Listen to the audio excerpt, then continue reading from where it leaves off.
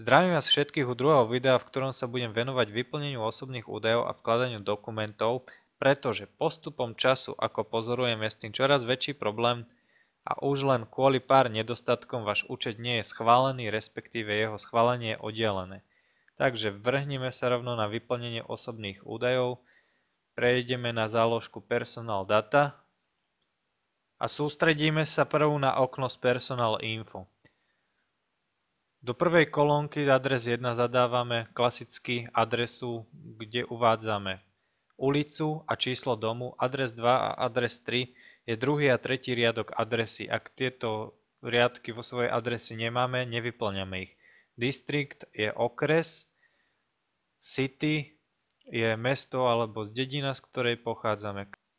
Country, krajina pôvodu, postal code, poštové smerovacie číslo, phone number, číslo pevnej linky a mobile number, číslo mobilu. Vlastne kto nemá, nedá a na záver stlačíme save, aby sme tieto personal info uložili. Takže ďalej by som prešiel ku vkladaniu dokumentov, ktoré je tu vlastne zaradené kvôli tomu, aby nedochádzalo ku duplikácii účtov, čiže aby jedna osoba nevlastnila viac ako jeden účet. Časovo je toto vkladanie obmedzené na dobu 30 dní. Do 30 dní by mal každý z vás vlastne zaslať svoje dokumenty, inak do 60 dní bude váš účet zrušený. Samozrejme, mali by sme sem vkladať taký druh dokumentu, ktorého číslo sme používali pri registrácii. Fotky dokumentov vkladáme pomocou Choose File, a to v poradí. Tu do tejto kolónky 1 vkladáme vlastne prednú stranu dokumentu, ktorého sme si vybrali, či už občiansky, vodičský alebo pas. Do druhej kolónky vkladáme foto zadnej strany tohto dokumentu. Do kolónky Address Picture vkladáme ofotený doklad, ktorý potvrdzuje našu udávanú adresu, na ktorej bývame, čiže vlastne tam môžeme vložiť nejakú faktúru, šek, účet za telefón a podobne, jednoducho dačo, čo obsahuje naše meno a adresu. A tento doklad by nemal byť však starší ako 3 mesiace.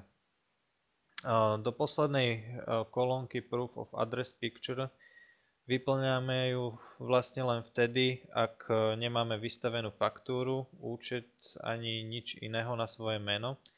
Inak tam vlastne nenahrávame nič. Ak by takýto prípad nastal, patrí sem foto prehlásenia o vašom trvalom bydlisku a musí byť potvrdené notárom. Tak ak sme nahrali prvé 3 dokumenty, stlačame Send a ak sa nám vyhodí táto formulka, ktorá hovorí o tom, že sme vlastne dokumenty úspešne poslali, tak sme postupovali správne. Ak by sa vám nezobrazila táto formulka, je nutné to spraviť ešte raz. A poslednou dôležitou informáciou, ktorá je tu na dole, je, že všetky 3 obrázky by nemali mať väčšiu veľkosť ako 250 KB a hlavne, aby boli čitateľné, no vám vlastne vaše dokumenty vrátia naspäť. Na úpravu veľkosti som konkrétne ja použil Microsoft Office Picture Manager, ktorý je súčasťou každého balíku MS Office. Práca v Picture Manager je vlastne úplne jednoduchá. Pri úprave veľkosti obrázkov dáme upraviť obrázky, komprimovať obrázky. Tu aj vidíme pôvodnú veľkosť tohto obrázku, čiže má 1,77 MB.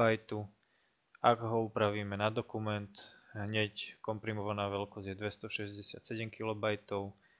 Dáme upraviť pre webové stránky, má 51,2 KB, potvrdíme OK a v súboroch už si ho len uložíme ako potrebujeme. Takže toto by bolo všetko ku ukladaniu dokumentov a zadávaniu osobných údajov. Ďakujem za pozornosť, majte sa.